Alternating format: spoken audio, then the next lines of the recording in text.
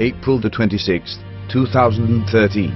Chinese authorities discovered on Friday the first case of a new strain of bird flu in the eastern province of Fujian, signaling the spread of the virus which has killed 23 people in China.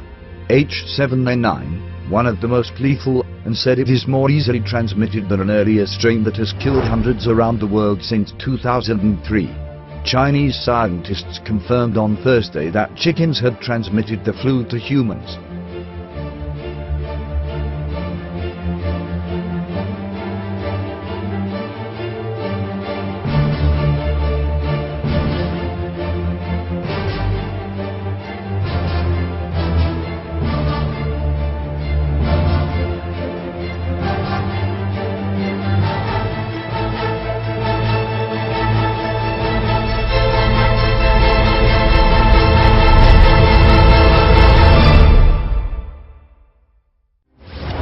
Leviticus 26, 23-25.